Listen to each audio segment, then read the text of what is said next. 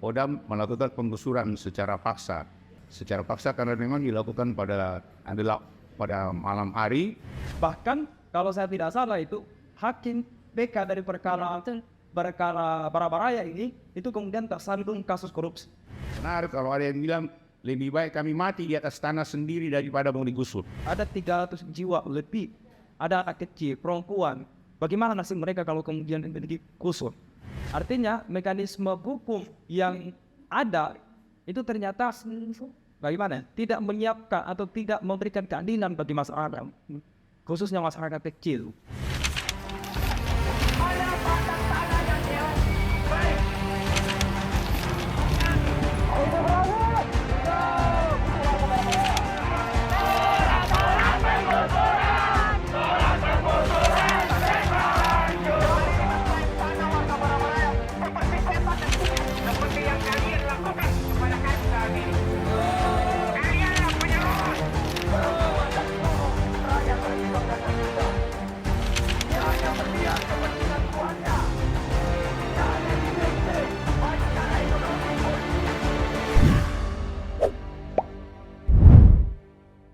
Selamat datang di podcast Jurnal Progresif Hima AK FWNM episode 7.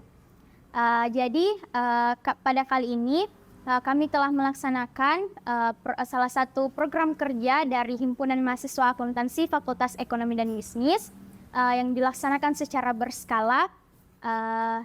Jadi pada kali ini kami mengangkat topik yang sedang hangat diperbincangkan di masyarakat warga Makassar, yaitu Barabaraya menolak tergusur. Baik, jadi pada kesempatan kali ini saya sudah bersama kedua narasumber yang luar biasa. Pertama ada dari Bapak Andaria selaku Ketua RW dari Barabaraya dan Kak Ansar perwakilan LBH Makassar selaku kuasa hukum dari Barabaraya. Pertama-tama sebelum saya menanyakan beberapa pertanyaan kepada kedua narasumber kami, bagaimana Pak Bapak dan Kak sehat seperti apa Kak? Sehat. Jadi mungkin sebelum kita masuk ke beberapa pertanyaan, mungkin bisa dijelaskan dijelaskan secara singkat bagaimana kronologi atau awal mula dari penggusuran yang ada di Barabaraya, karena mengingat kejadian ini atau kasus ini sudah terjadi selama 3-4 tahun, 7 tahun terakhir ini. Mungkin bisa jelaskan sedikit Pak? Sebelumnya agak lumayan juga kalau dijelaskan ya, karena tidak bisa singkat sekali karena ini saling berkaitan. Jadi gini, saya mau mengawali dengan mengatakan begini bahwa kami sebagai warga sipil yang tinggal di Barabaraya itu mulai dari tahun 60-an, ada juga yang tahun 70-an. Yang jelas bahwa orang tua kami membeli lahan di situ. Mereka membeli tanah untuk bangun rumah, lalu kemudian tinggal di situ sampai beranak cucu, sampai generasi kami. Orang tua saya dengan warga yang lain sampai cucu, anak kami.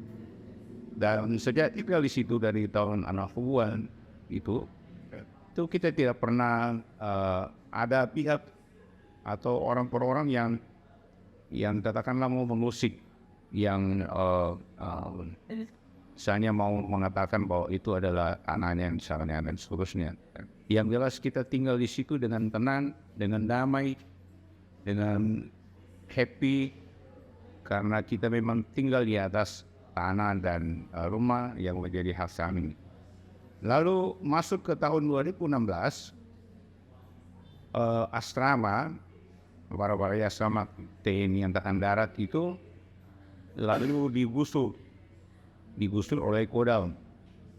Nah, katanya digusur karena asrama itu yang dijadikan Kodam sebagai asrama itu adalah tanah sewaan menurut mereka.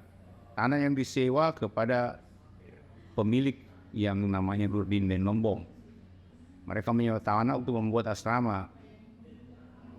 Lalu kemudian pada saatnya menjelang 2016 itu pihak pemilik atas nama Nurdin dan Lombong ini itu kemudian meminta kepada Kodam untuk mengembalikan tanah yang disewa itu. Menurut informasi juga katanya tidak pernah dibayar sewanya ya. Ya kan pasti keping informasi seperti itu. Lalu Kodam kemudian meminta warga asrama untuk kosongkan tempat itu, mengosongkan asrama. Tapi kemudian mereka tidak mau. Mereka tidak mau kosongkan dengan alasan bahwa mereka bukan lagi asrama. Dan memang fakta yang ada adalah bahwa yang tinggal di asrama itu sudah mayoritas bukan tentara aktif, tetapi mereka adalah pensiunan dan warga sipil. Kalaupun ada tentara aktif itu bisa dihitung jari ketika itu. Lalu asrama tidak mau, orang asrama tidak mau keluar dari asrama dengan alasan itu tadi. Lalu kemudian dikeluarkanlah surat peringatan bagi mereka untuk tinggalkan tempat sampai pada peringatan ketiga. Dan mereka tidak bergeming terhadap peringatan itu. Malah mereka menggugat ke pengadilan. Tetapi sementara gugatan mereka bergulir di pengadilan negeri, lalu kemudian pada bulan Desember tahun 2016, Kodam melakukan penggusuran secara paksa. Secara paksa karena memang dilakukan pada malam hari, menjelang subuh, menjelang pagi, itu sudah dirapatkan itu asrama. Tetapi soal asrama itu soal tentara dengan warganya ya. Kalau kami yang di luar asrama, hanya malangnya adalah ketika asrama selesai digusur, kok tiba-tiba pihak TNI dalam hal ini Kodam kemudian mengklaim bahwa tanah yang kami tinggali, yang notabene orang tua kami beli di luar asrama dengan batas tembok yang jelas, kami di luar tembok itu, lalu diklaim sebagai bagian dari asrama juga. Mereka, pihak Kodam mengklaim itu sebagai tanah asrama juga, yang dalam hal ini juga mereka bertanggung jawab untuk katanya mengembalikan tanah itu dalam keadaan kosong kepada pemiliknya, si Nurdin dan Nombong itu. Ya tentu saja kami tidak terima, kami keberatan. Awalnya mereka menyampaikan secara lisan melalui Mbak Binsa dari Koramil, itu datang ke rumah saya, bahwa katanya minta Pak RT, waktu itu saya masih ketua RT, sekarang dia ketua RW, dia minta supaya warga kami tinggalkan tempat. Ya saya bilang kok, kami bukan penyerobot tanah, kami bukan juga penduduk yang baru tinggal di sini baru seminggu atau sebulan atau setahun, kami sudah puluhan tahun. Bayangkan saja saya bilang, orang tua saya beli tanah ini tahun 1966, dan sejak kita tinggal dari tahun 1966 tidak ada satu pihak pun termasuk dari Kodam yang pernah mengatakan bahwa tanah yang kami tinggal itu adalah tanah asrama, adalah bagian dari asrama. Nah, jelas kami menolak. Lalu datang komandannya di Koramil itu juga meminta hal yang sama. Nah, saya juga menyatakan hal yang sama juga bahwa kami tidak mungkin meninggalkan tempat ini. Lalu datanglah Dandim ya, komandan Kodim waktu itu. Ya, di perangkat yang lebih tinggi di atasnya, hal yang sama pun disampaikan. Tapi jelas saya menolak. Lalu kemudian, karena secara lisan mereka perintahkan kami tidak gubris, kami tidak berdemi, lalu mereka mengeluarkan surat himbauan. Jadi Kodam mengeluarkan surat himbauan, teman 1, 2, isinya sama untuk meminta kami tinggalkan tempat, mengosongkan lahan yang kami tinggal itu. Lalu kami juga berdemi, kami lawan itu, dan kemudian mereka mengeluarkan surat peringatan SP1, SP2 sampai SP3, dan makin gencar perlawanan dari warga karena kami semua sadar bahwa ini adalah hak kami, ini adalah tanah kami, sehingga hanya orang bodoh, orang gila, orang yang tidak punya hati, tidak punya pikiran yang mau mengalah begitu saja. Akhirnya mungkin karena mereka desak untuk menggusur secara paksa, tetapi kami kantor, kami lawan dengan cara setiap hari kami ronda siang dan malam, kami berjaga-jaga. Akhirnya mungkin mereka capek sendiri, lalu mereka mundur. Tetapi kemudian mereka gugat kami di pengadilan atas nama Nurdin dan Nombong ini sebagai, katanya sebagai ahli waris atas tanah itu. Nah, sosok Nurdin dan Nombong sampai mulai dari menggugat kami di awal tahun 2017 itu sampai hari ini kita tidak pernah lihat sosoknya. Kita tidak pernah tahu bagaimana rupanya itu yang namanya Nurdin dan Nombong ini, yang disebut sebagai ahli waris. Entah kami memang itu orang, entah masih hidup, entah sudah mati, entah memang iblis, entahlah. Yang jelas di pengadilan bahkan sampai pada sidang mediasi yang menurut ketentuan hukumnya bahwa mereka harus dihadirkan, bahwa pihak prinsipal harus dihadirkan, tetapi itu tidak dihadirkan. Nah, tetapi saya juga tidak tahu sebagai orang awam kenapa misalnya majelis hakim tetap saja menganggap itu tidak masalah. Nah, itulah banyak hal-hal yang rancu menurut kami. Lalu kemudian mereka gugat kami di pengadilan negeri. Nah, dengan fakta-fakta hukum yang ada, ya terutama mungkin bahwa objek yang mereka tunjukkan itu tidak jelas, segala macam banyak alasan lah yang mungkin kuasa hukum bisa menjelaskan nanti. Itu kemudian gugatan mereka tidak diterima. Lalu mereka naik banding di pengadilan tinggi. Hal yang sama juga mereka alami bahwa gugatan mereka tidak diterima. Kalau bahasa awamnya semua bilang bahwa warga menang. Lalu ketika itu mereka tidak lanjut ke Mahkamah Agung, ke kasasi, tetapi mereka kembali ke pengadilan negeri gugat kami. Dan untuk ketiga kalinya masuk di pengadilan itu mereka kemudian juga tetap tidak diterima gugatannya, dalam arti kalau tadi saya bilang bahasa awamnya ya kami menang. Lalu naiklah mereka ke pengadilan tinggi lagi untuk kedua kalinya. Itu seingat saya tahun 2020. Lalu disitulah awal kekalahannya warga, karena memang itu saat itu corona lagi merajalela dan ada perintah dari pemerintah, ada himbauan itu melarang warga masyarakat untuk kumpul-kumpul, apalagi dibilang aksi, demonstrasi segala macam. Itu kami tidak lakukan sama sekali. Jadi warga Barabaraya dan aliansi memang stop, vakum dari kegiatan-kegiatan yang berhubungan dengan pengawalan peradilan waktu itu. Akhirnya memang kayaknya itulah yang dimanfaatkan oleh majelis hakim untuk memutuskan perkara ini dengan mengalahkan Barabaraya. Jadi itu awal kekalahan kami di tahun 2020 bulan Juli ya, salah, itu keputusan pengadilan tinggi. Nah, mau tak mau pada saat itu ya langkah hukum selanjutnya akhirnya kami menggugat, meneruskan ke kasasi Mahkamah Agung. Warga yang melakukan gugatan lanjut ke Mahkamah Agung, kasasi. Ya, tetapi malamnya juga sama saja.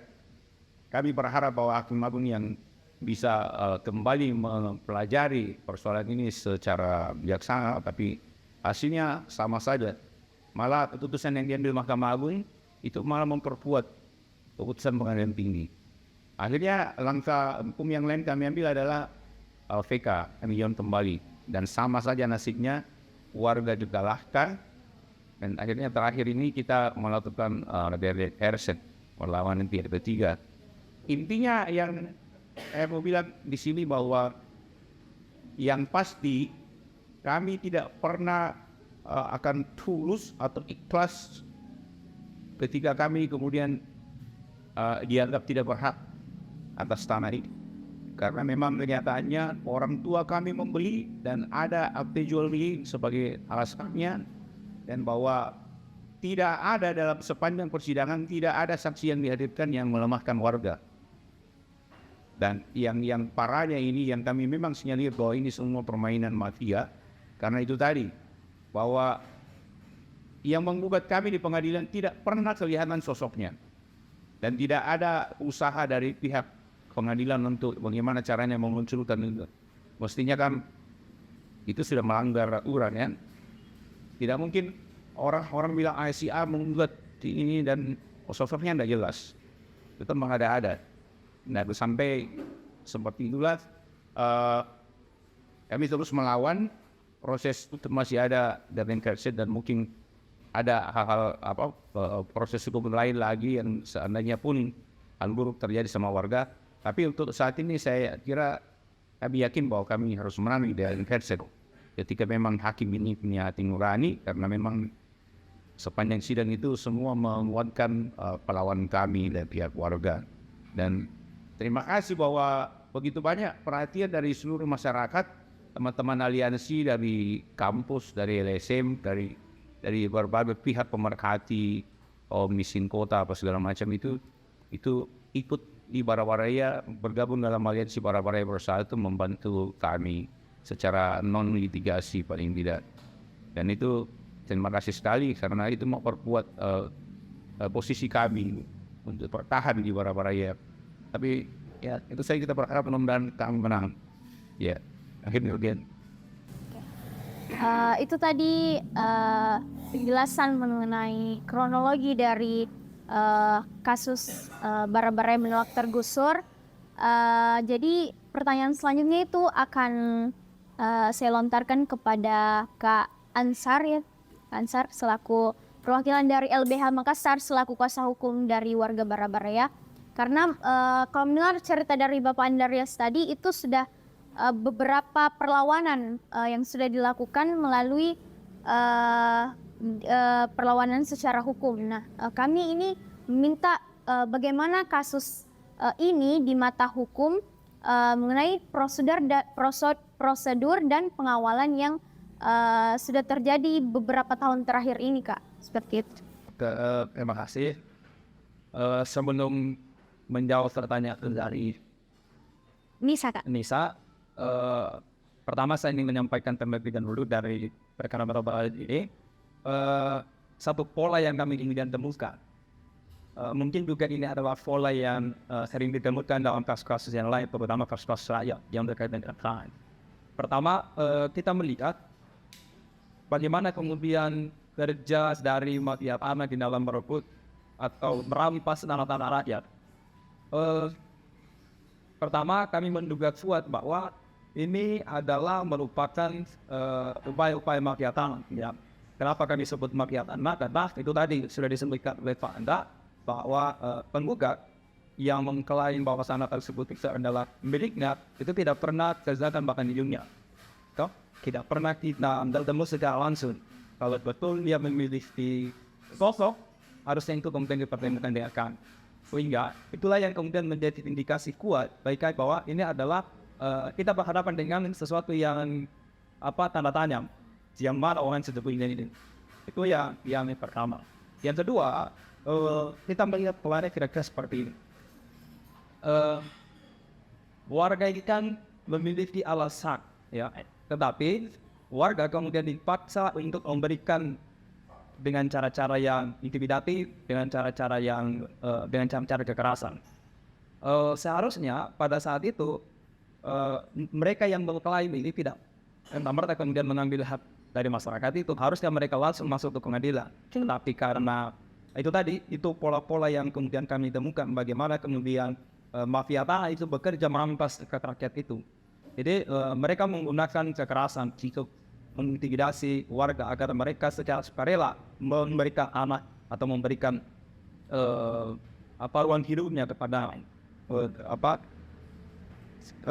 makanan tersebut. Nah, tapi karena kami melihat bahwa kekuatan yang dimiliki oleh warga ini itu sangat solid, sehingga tidak bisa diimbangi oleh kekuatan makanan tersebut, dengan terpaksa yang mereka kemudian mengambil jalur hukum menggugat seperti yang dijelaskan tadi sejak 2017 dugaan mulai digulirkan sampai 2019 untuk perkara kedua.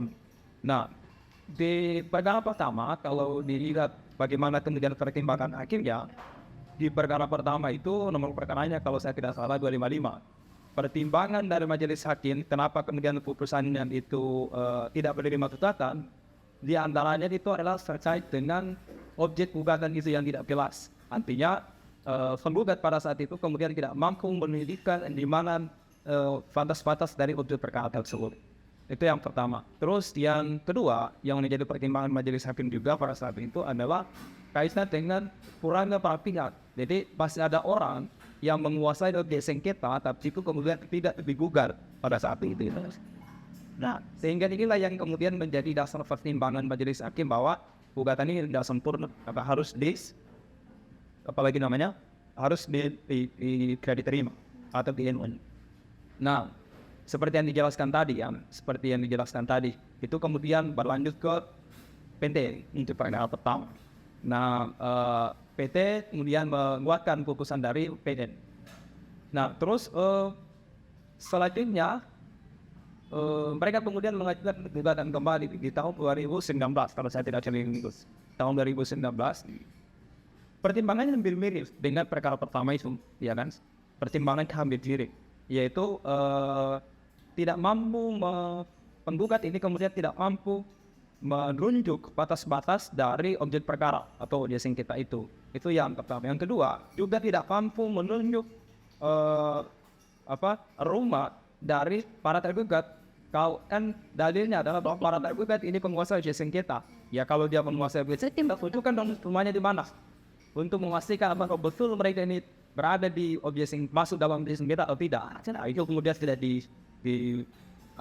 tidak Diindahkan. mampu ditunjukkan oleh penggugat. Yang kedua,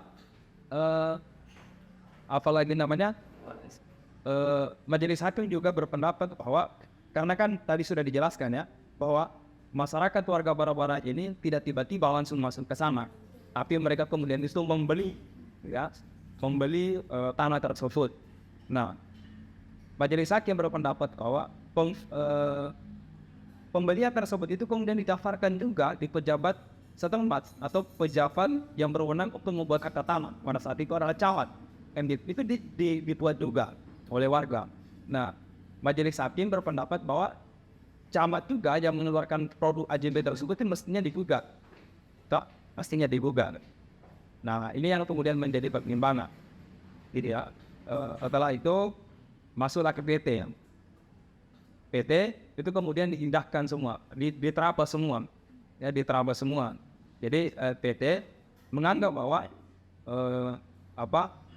orang yang kemudian mengeluarkan atau pejabat yang mengeluarkan surat-surat tersebut tidak perlu digugat. Terus penjual juga tidak perlu digugat. Nah, inilah yang kemudian menjadi malapetaka bagi warga Bara-Bara, gitu ya. Sampai dengan saat ini posisinya warga Bara-Bara itu secara hukum itu berada di bawah. Nah, saat ini kita sedang melakukan upaya dari adversarial, upaya perlawanan pihak ketiga, karena penggugat pada saat perkara awal atau perkara di 2019 itu yang sampai saat ini masih berjalan dari adversarial, menggugat kalau seorang yang sudah meninggal dunia jauh sebelum gugatan itu bergulir. Jauh sebelum, kalau saya tidak keliru itu, saya tidak lupa, orang yang digugat itu sudah meninggal sekitar tahun 90-an. Tapi itu kemudian digugat, ya kan? Sementara ahli waris dari penggugat tersebut yang menguasai tanah itu tidak digugat.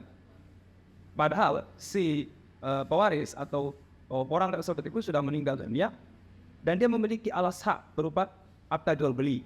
Itu yang kemudian menjadi dasar kita bahwa ini kuat untuk kemudian kita melakukan persen. Dan kita berharap dan persen ini itu kemudian membawa angin segar bagi warga, artinya memenangkan warga, gugatan atau perlawanan tersebut itu bisa diterima. Gitu ya. Selanjutnya dari yang sudah diceritakan tadi, saya ingin menggarisbawahi dua hal ya. Yang pertama, saya pernah membaca satu artikel itu, membaca satu artikel melihat bagaimana kemudian tanah rakyat itu sangat mudah diambil alih oleh pemodal. Katanya itu di dalam artikel ada dua hal, bisa hilang secara formal dan secara informal. Bisa hilang melalui dua mekanisme, apakah secara formal atau secara non formal. Nah, saya ingin bercerita dulu secara non formal melihat perkara yang ada di Bara-Bara yang dijadikan dasar oleh penggugat pada perkara pokok atau perkara asal itu adalah sertifikat di tahun 2016. Sertifikat itu adalah sertifikat pengganti, gitu ya, sertifikat pengganti. Sertifikat sebelumnya itu sudah terbit di tahun 60-an ya, 65. Jadi terbit sertifikat tahun 65, terbit sertifikat pengganti dengan alasan bahwa sertifikat tahun 65 itu hilang. Transaksi jual beli yang dilakukan oleh warga itu rata-rata di tahun 60-an sampai 70-an, gitu ya. Dan ada satu dokumen yang kami temukan, ada sertifikat di tahun fotokopi sertifikat tahun 60-an itu, di mana di belakangnya itu semua tercatat, terdokumentasi penjualan tersebut. Tapi di sertifikat tahun 2016 itu kemudian tidak muncul lagi. Di tahun 1960-an ada pencatatan dalam sertifikat terjadi peralihan hak, gitu ya. Tapi di tahun 2016 sertifikat itu muncul, itu sudah tidak tercatat lagi. Nah, makanya kami menduga kuat bahwa ini terjadi satu permainan di belakang ini yang terjadi, gitu ya. Nah, dalam proses peradilan juga Nah, kami menduga itu yang menjadi indikator kuat bahwa ini adalah satu permainan yang sifatnya non formal tadi, yang bisa menghilangkan hak-hak dari warga, gitu ya. Terus proses formalnya bagaimana? Nah, mungkin teman-teman tahu ya, bagaimana situasi penegakan hukum saat ini, gitu ya. Penegak hukumnya seperti apa? Bagaimana watak dari penegak hukum ini? Kita mungkin sering dengar di media, sering melihat berita bagaimana kemudian seorang hakim itu ditangkap karena korupsi. Bahkan kalau saya tidak salah itu hakim BK dari perkara Barabaraya ini itu kemudian tersandung kasus korupsi. Jadi apalagi ya, kita memotret situasi penegakan hukum yang begitu buruk, kemudian tidak punya perspektif terhadap hak asasi manusia, maka itu akan sangat memudahkan rakyat untuk hilang hak-haknya. Menyulitkan rakyat untuk rakyat kecil ya, menyulitkan masyarakat kecil untuk memperoleh keadilan. Jadi kira-kira seperti itu. Nah, kaitan dengan isu soal penggusuran, saya ingin menyinggung soal bagaimana ketika kemudian warga-warga Barabaraya itu akan digusur. Saya ingin mengatakan seperti itu. Tanah itu tidak hanya bisa dilihat sebagai oper, gitu ya. Tapi dia memiliki kedekatan emosional dengan manusia yang ada di atas. Apalagi itu sudah ditinggali selama 50-an tahun. sekitar 50-an tahun, sejak 6 bulan yang disekitar. Ada memori yang terbangun di atas, gitu ya. Ada memori warga yang menempati tanah tersebut itu di atas tanah. Bagaimana sejarahnya pada saat Pak Anda bercengkrama dengan orang tuanya di rumah tersebut, ya gitu ya. Bagaimana kemudian anak kecil pada saat itu, dan ketika itu digusur, maka memori-memori tersebut itu akan hilang.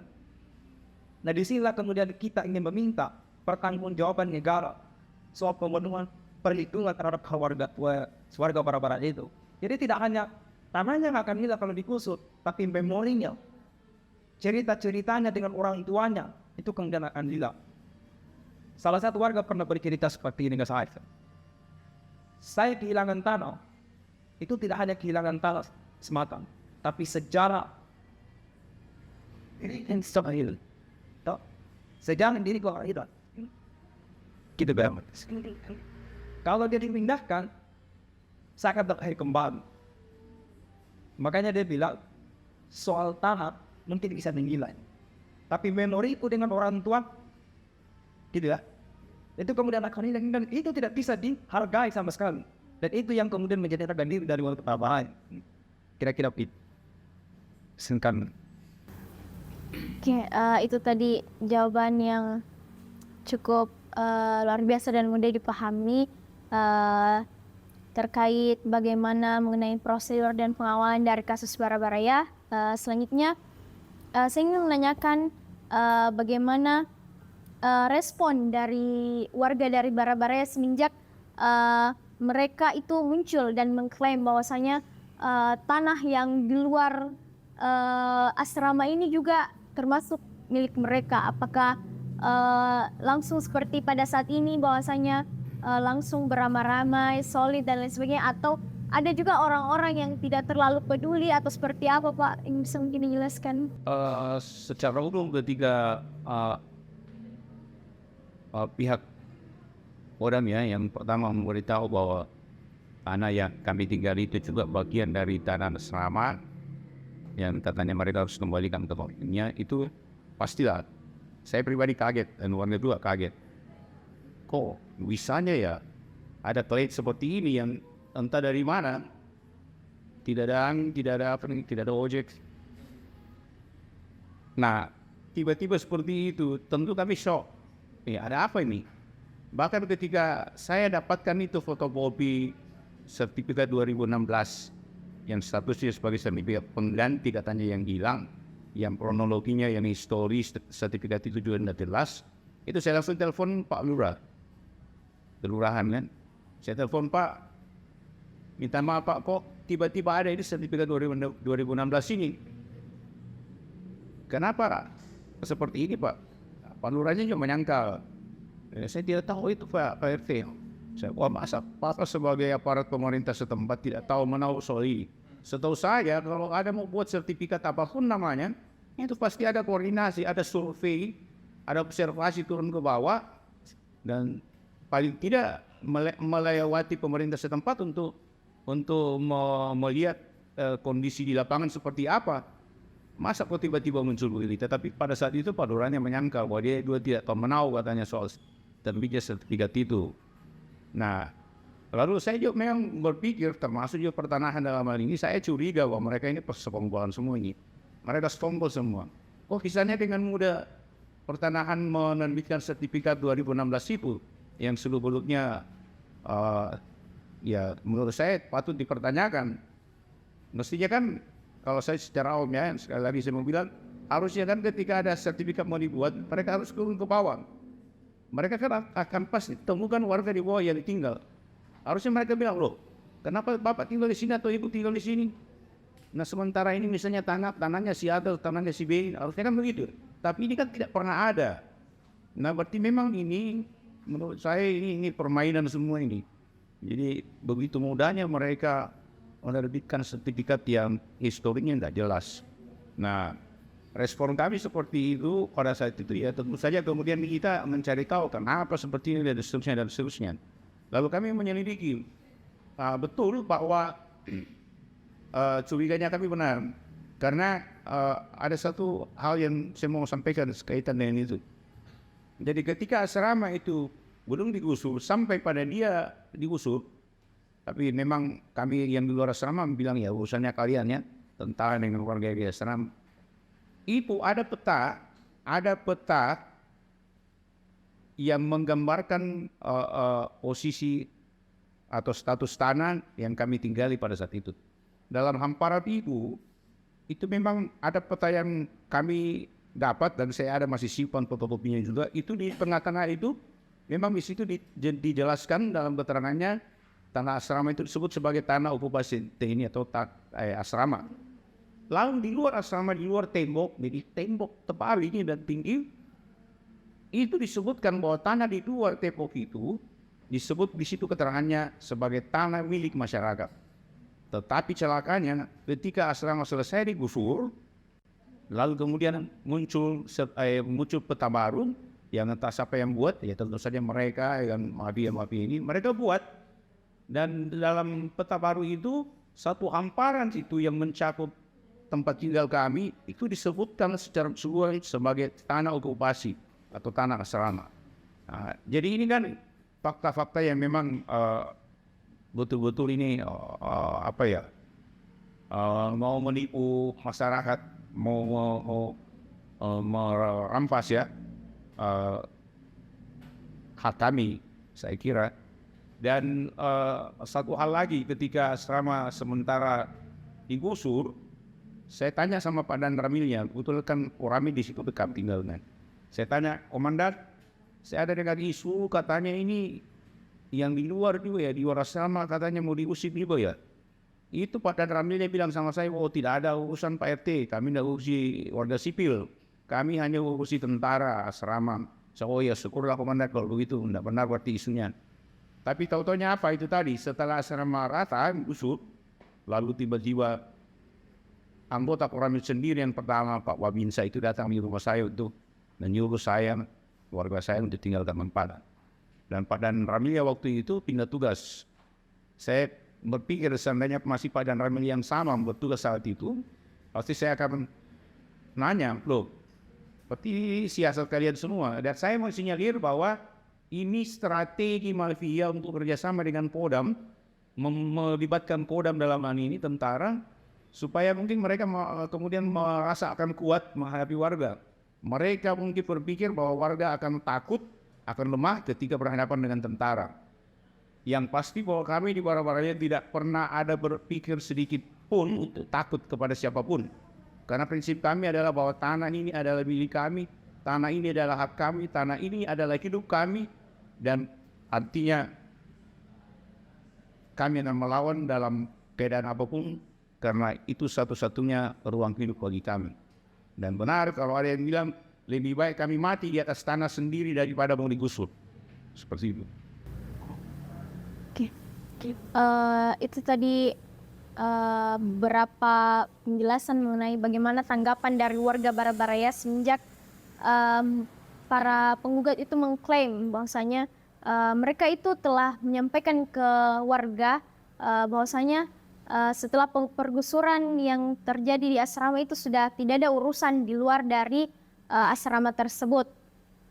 Nah, selanjutnya pertanyaan yang terbesit itu kan sudah yang saya dengar dari Kak tadi itu kalau yang sekarang itu melalui pihak ketiga.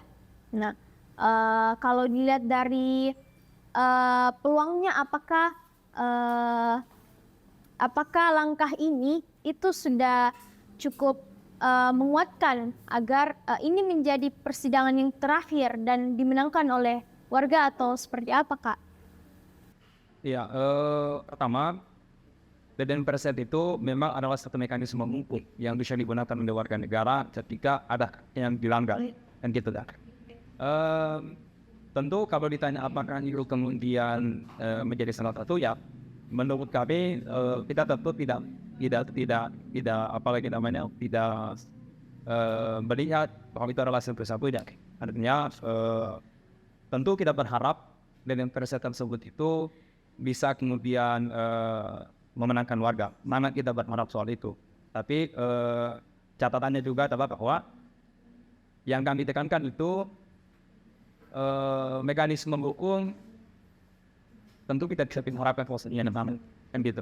Ada mekanisme lain yang bisa kemudian dilakukan. Jadi kami cuma hanya berharap Deden Perset itu kemudian bisa memenangkan warga. Gitu kan.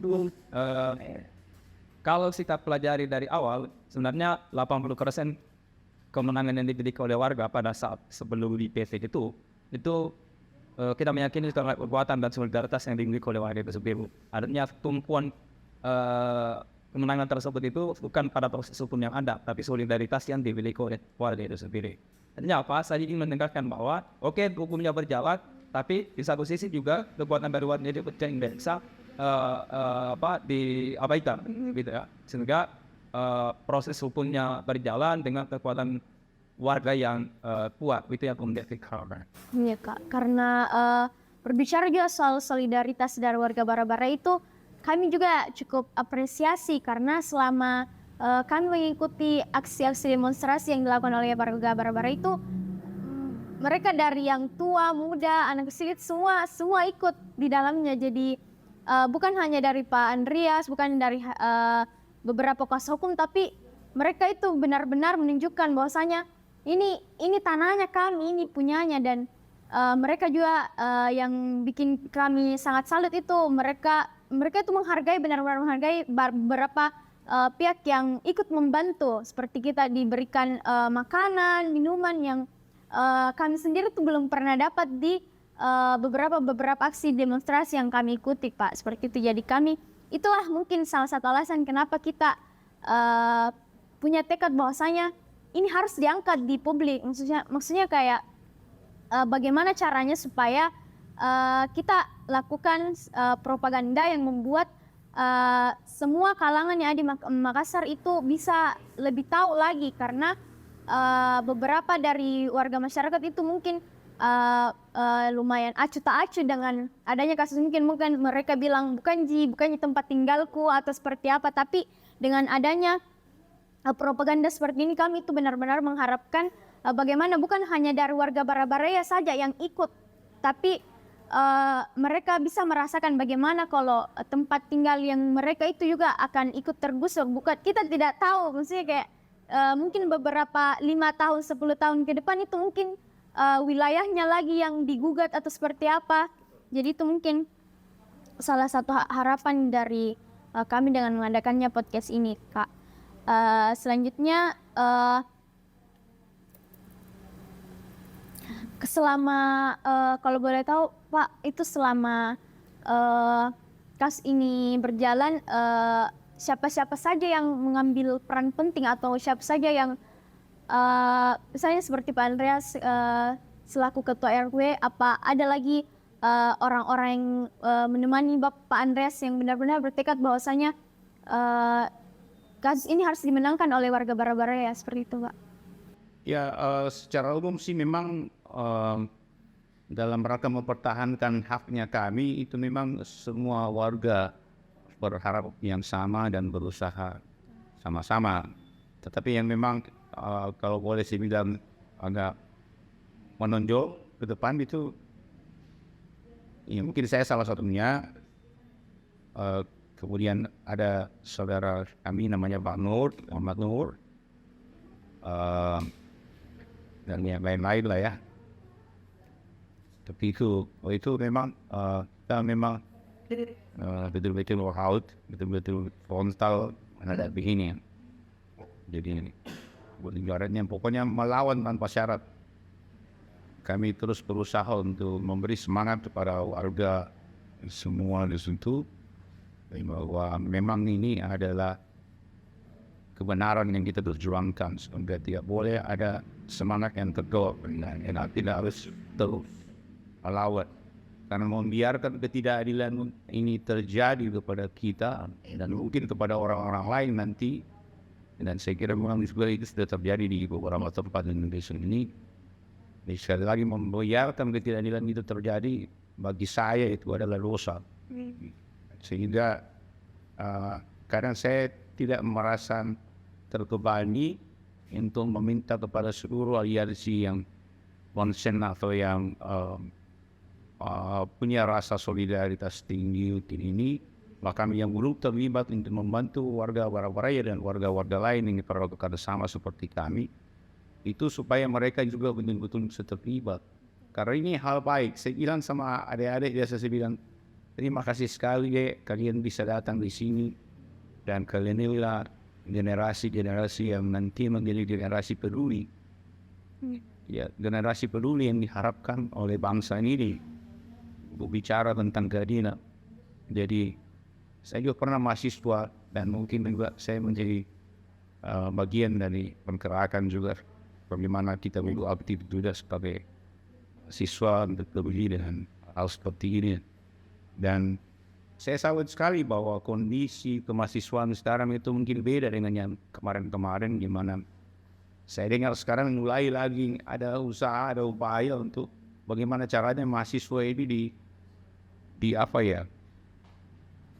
dikungkung kebebasannya untuk hanya konsentrasi pada bagaimana cepat jadi sarjana, tetapi bahwa ada yang bisa melampaui itu, bisa menerobos kondisi itu betul-betul hebat.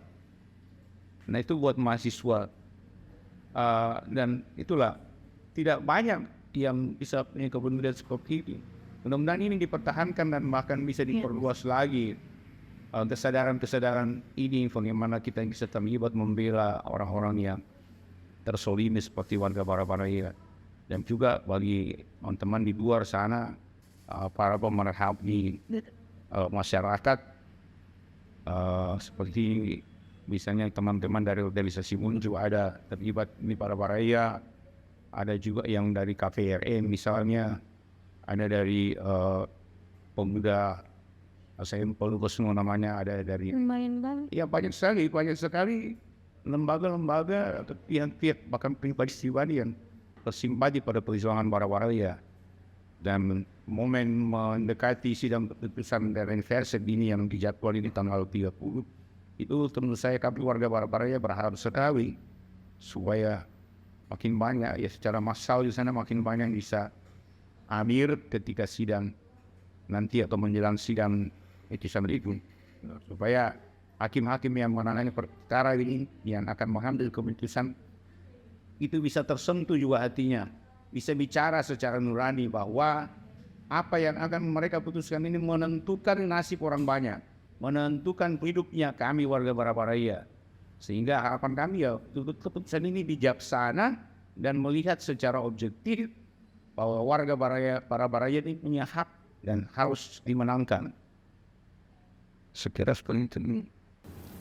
Itu tadi karena kan sudah dari bahwasanya warga ini berharap besar pada tahap Derden atau pihak ketiga ini. Nah, apakah setelah kalau misalnya mereka masih mempermainkan atau masih dianggap lemah untuk Derden ini, apakah masih ada peluang Kak, atau masih ada lagi usaha yang masih bisa dilakukan sampai memang betul-betul itu bisa menjadi kemenangan bagi warga Barabaraya, Kak, seperti apa? Ya, kalau soal upaya yang kemudian akan dilakukan seperti yang saya bahasakan tadi di awal ya, masih ada banyak upaya yang akan dilakukan baik secara hukum maupun baik secara litigasi maupun litigasi. Mitigasi dan lain. Tapi kalau secara detail ya, mana yang kemudian akan dilakukan itu mungkin akan ruang yang itu sangat bicara di sini ya, karena itu mungkin akan menyangkut soal strategi apalagi yang kemudian lahir karena Ya, betul. akan masuk ke kelompok perkaranya seperti apa. Kira-kira seperti itu jawabannya. Eh, Mungkin sedikit saya sampaikan Baik. menyambung apa yang disampaikan oleh Pak Andreas tadi soal kenapa kemudian penting untuk kita bergabung secara bersama-sama. Sebetulnya bergabung bersama-sama ini melawan penggusuran karena ya bisa jadi apalagi namanya bukan hanya Barabaraya yang sendirian mengalami penggusuran itu. Banyak kasus-kasus kan yang kemudian mengalami penggusuran. Masyarakat miskin itu akan sangat mudah kehilangan tanahnya di kota dengan pembangunan kota yang berbasis pada keuangan modal besar ya gitu ya, maka akan sangat mudah bagi warga itu kemudian kehilangan tanahnya. Nah momentum ini apalagi kita berharap di Barabaraya ini menjadi momentum kita ikut bersatu, masyarakat miskin bersatu melawan penggusuran itu, gitu ya. Itu yang sebetulnya kemudian kita selalu menekankan warga Barabaraya harus kemudian bersatu dengan warga miskin yang lain yang juga mengalami penggusuran, terlebih lagi masyarakat yang kemudian akan sangat rentan mengalami penggusuran itu, gitu ya. Ya, kalau misalnya ini Pak, misalnya ini yang digadang-gadang sang penggugat yang siapa tadi namanya kalau tak?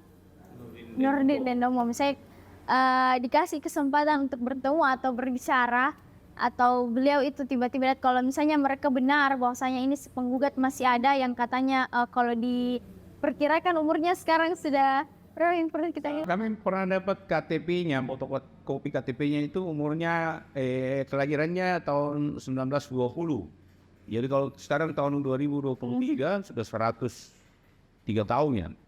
Nah, tetapi katanya ini selama itu memang tidak pernah ada karena ini kan tadi saya bilang bahwa Nurdin Nombong ini tidak pernah kita lihat sosoknya, apakah dia memang ada masih hidup atau tidak. Bisa dibayangkan ketika pertama masuk di pengadilan ini persoalan ketika ketika Nurdin Nombong gugat kami itu di awal tahun 2017. Itu umurnya kira-kira berapa ya? Kalau 1920 lagi, 90 sekian, 96, 97 ya. Nah, secara manusiawi, secara normal, kita bisa membayangkan masuk akal tidak umur yang 96 atau 97 ketika itu masih berpikir serakah mau merampas haknya orang. Kan seperti itu. Logikanya secara manusiawi menurut saya orang yang usia begitu mungkin tinggal di tempat tidur saja, walaupun masih hidup ya. Mestinya tinggal tidur saja berpikir bagaimana kalau Tuhan cabut nyawa saya hari ini, sudah siap tidak saya menghadapi pengadilan ilahi ini, ya kan seperti itu. Tapi ternyata kan ya masih gugat warga, nggak masuk akal. Makanya ini kan semua kesannya memang ini permainan semua. Dan kemudian kabarnya katanya itu 2021 meninggal. Nah meninggalnya juga kita tidak tahu apakah memang yang dimaksud itu meninggalin orang lain atau seperti apa. Nah, data yang kami dapat ketika dibilang meninggal, kami begitu mesuri di Papua ada langsung ini, itu di situ umurnya 81 tahun. Jadi ada kepalsuan lagi yang dibuat. Dia kelahiran 1920, lalu waktu meninggal tahun 2021 umurnya 81 tahun. Itu kan salah, mestinya kan umurnya 101 tahun. Berarti sudah banyak sekali nih hal-hal yang dimanipulasi dari mulai dari sertifikatnya orang yang juga racun. Dan satu hal ya, ya mungkin ini semua ya kuasa Tuhan lah ya, adalah persoalan-persoalan ini. Tapi saya tetap percaya bahwa doa-doa orang yang tersulim itu biasanya lebih benar daripada orang-orang yang besar yang kerjanya hanya mau merampas haknya orang. Terus terang ya mungkin ada hubungannya, tapi ini fakta yang terjadi. Semua orang yang terlibat, yang berkhianat terhadap keadilan bagi warga itu meninggal. Sudah ada 10 orang yang meninggal. Yang disebut misalnya Nurdin Nombong, kan kabarnya meninggal yang menggugat warga. Kemudian ada ahli warisnya keluarga dia juga itu meninggal. Terus misalnya orang yang pertama datang di rumah saya yang suruh kami tinggalkan tempat itu dari pihak TNI itu Babinsa meninggal tewas ya. Saya nggak tahu juga apakah memang karena dosanya mau ya kan mau menyusahkan warga, membuat kami menderita atau seperti apa. Kemudian ada juga yang menggerakkan ini, itu namanya Andi Umar. Dan juga mestinya ini kalau mereka sadar, mereka harus apa ya, introspeksi, mereka harus apa ya, mestinya mereka tersentak, ada apa ini, jangan sampai memang Allah yang Maha Kuasa ini yang bicara sekarang loh. Kalau kami yakin loh, kami yakin kami benar, dan saya pikir Tuhan itu akan berpihak kepada orang yang benar. Tidak mungkin Tuhan akan terus membiarkan kesulitan ini. Kalau kita sudah terlalu menderita dan dibuat oleh mereka-mereka yang solid, menurut saya itu saatnya doa-doa kami orang kecil itu kami didengar. Kami juga tidak berdoa serta-merta mendoakan, si Anu mudah-mudahan dia cepat mati. Tidak, berdosa juga kita seperti itu. Tetapi kalau kuasa Tuhan bisa ada di sini bekerja di dalam persoalan ini ya, itu Tuhan. Tetapi pasti Tuhan akan berusaha untuk membela kami. Ya benar. Kayak gitu.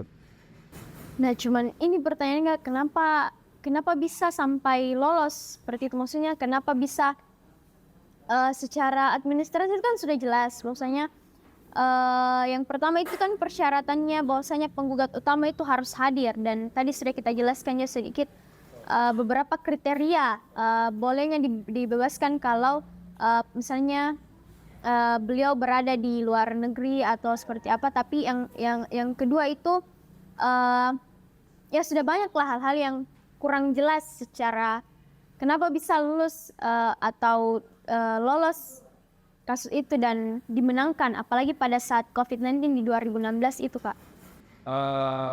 Tamam, itu juga yang terjadi pertanyaan kami. Kenapa ada beberapa hal sebetulnya yang itu cukup esensial loh untuk gugatan, tapi kemudian itu tetap digabungkan gitu ya di TT itu. Nah, karena bagi kami memandang bahwa antara di gugatan itu antara formil dan material itu adalah dua hal yang tidak terpisah untuk kesempurnaan gugatan tersebut. Bagaimana mungkin orang yang sudah meninggal dunia terus sedikit digugat membela hak-haknya di pengadilan, kan gitu, membela hak-haknya di pengadilan. Artinya dalam proses tersebut ada hal yang kemudian dilupakan. Tadi dari bagian sudah meninggal dunia tersebut mempertahankan itu. Harusnya inilah yang kemudian menjadi pertimbangan majelis hakim bahwa ini juga harus diputus, tidak dapat diterima di PT itu, tapi itu kemudian apalagi namanya diterabas semua, diterabas semuanya. Justru hakim masuk ke dalam pertimbangan yang lain, masuk ke dalam pokok perkara. Padahal kan ada syarat-syarat perlu yang harus dipenuhi lebih dahulu. Begitu yang memang hal yang tidak bisa dikisahkan dari gugatan, kan gitu. Pertanyaan dari Lisa itu juga menjadi pertanyaan besar kami. Kok begini ya tadinya? Artinya mekanisme hukum yang ada itu ternyata bagaimana? Tidak menyiapkan atau tidak memberikan keadilan bagi masyarakat, khususnya masyarakat kecil. Lalu masyarakat kecil itu mau apa dengan sistem hukum ini seperti ini? Apakah kemudian kita ingin mengatakan bahwa masyarakat carilah keadilan sendiri? Apakah kemudian kita menginginkan masyarakat untuk kerja sendiri? Kan kita tidak seperti itu, gitu ya. Kenapa kemudian kita bersepakat untuk mendirikan negara agar masyarakat kemudian tidak mencari keadilan sendiri, biarkan negara mandiri itu. Tapi kalau situasi penegakan hukum semacam ini tidak memberikan akses keadilan bagi Tidak ada implementasi. miskin, apa yang kemudian menjadi konsekuensi ke depannya? Bisa tahu di Undang-Undang Dasar itu menyebutkan bahwa hak itu bertempat tinggal itu adalah bagian dari hak asasi manusia, gitu ya. Dalam konteks penegakan hak asasi manusia, negara bertanggung jawab penuh untuk memenuhi, termasuk hak keluarga barang-barang yang bertempat tinggal di sana itu adalah hak bagian daripada hak asasi manusia. Tiba-tiba ada orang datang mengaku yang juga tidak pernah dilihat batang hidungnya itu di mana, gitu ya. Jadi di mana kehadiran negara? justru instrumen-instrumen negara, pengadilan, gitu ya, alat-alat negara itu kemudian digunakan. Kami menduga kuat bahwa ini adalah telah digunakan oleh negara tamu, sehingga seolah-olah putusan tersebut itu adalah putusan dari negara. Kami berharap pengadilan tidak harus jernih melihat bahwa ada kemanusiaan di Barabaraya yang harus menjadi pertimbangan, itu ya. Ada 300, kalau saya tidak salah itu ada 300 jiwa lebih, ada anak kecil, perempuan. Bagaimana nasib mereka kalau kemudian menjadi kusur? Bagaimana pendidikan mereka? Hak hidup mereka bagaimana? Ini yang kemudian harusnya menjadi pertimbangan dari majelis hakim untuk tidak terjebak dalam kubangan mafia tanah. Kira-kira begitu. Tadi penjelasan dan mungkin mulai dari secara beberapa pandangan dari Kak Ansar selaku kuasa hukum dari Barabaraya, dan beberapa penjelasan yang cukup kompleks juga dari Bapak Andreas, dan karena kita juga dibatasi oleh waktu Kak, dan beberapa informasi yang kalian berikan itu sudah sangat informatif dan sudah sangat cukup lengkap bagi kami. Bagaimana kami memahami upaya-upaya yang dilakukan dari warga secara litigasi dan litigasi. Mungkin sebelum saya akhiri podcast pada kali ini, mungkin ada closing statement dari Pak Andreas maupun dari Ansar yang bisa memberikan atau memberitahukan atau menegaskan kepada para penegak hukum atau orang-orang di luar sana yang mungkin termasuk dari pihak lawan. Mungkin ada yang ingin disampaikan atau seperti apa, Kak?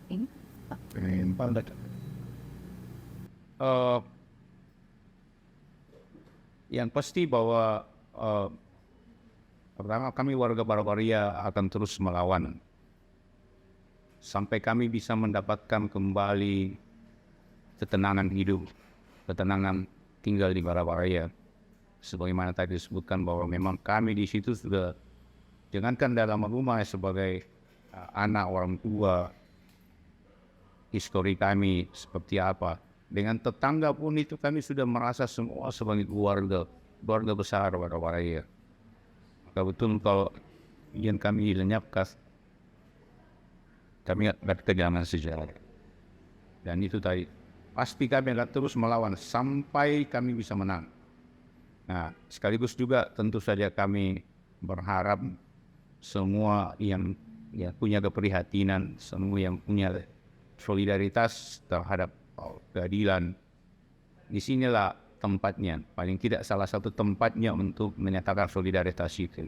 Jadi semua organ, semua aliansi, semua pihak yang punya kepedulian kepada masyarakat Barabaraya salah satu tempatnya. Bahkan saya bilang di 1-2 orang, ada mahasiswa misalnya, atau kan semua elemen pergerakan yang ada. Ini tidak kalah pentingnya ketika misalnya kita pergi berdemonstrasi menuntut soal undang-undang cipta kerja, soal PHK, kalau misalnya mahasiswa soal UKT, segala macam. Saya kira ini nilainya tidak lebih kurang dari itu semua, karena ini persoalan nyata yang dirasakan oleh masyarakat, terutama dari masyarakat kecil. Seperti itu. Mungkin ada dari Kak, mungkin. Ya, kalau dari kami negara Makassar yang menjadi bagian dari perjuangan, menjadi salah satu elemen yang kemudian ikut dalam perjuangan mempertahankan ruang hidup di Barabaraya itu, mengajak kepada kawan-kawan, khususnya teman-teman mahasiswa di kampus Pikin, kami ingin mengatakan bahwa jika teman-teman memiliki kepedulian, Barabaraya memanggil kalian.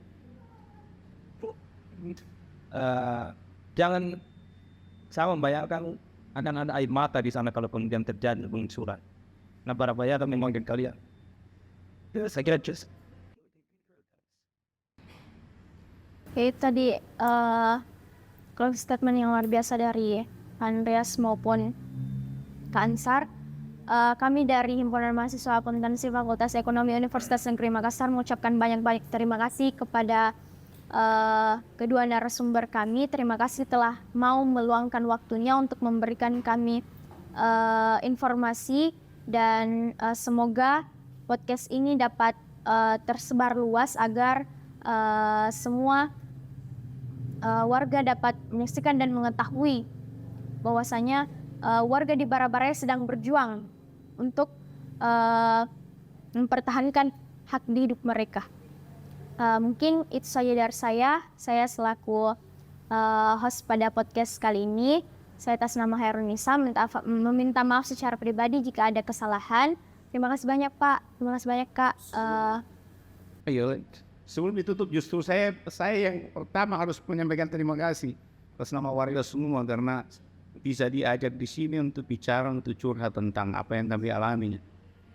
Terima kasih sekali bahwa adik-adik bisa akan membantu mempublis persoalan-persoalan seperti yang kami alami ini, dan itu tidak ternilai harganya. Ya, terima kasih untuk saya dari dalam lubuk hati yang dalam mewakili warga. Terima kasih untuk ini, karena ini tentu saja mewarnanya untuk kepentingan warga semua, untuk kami.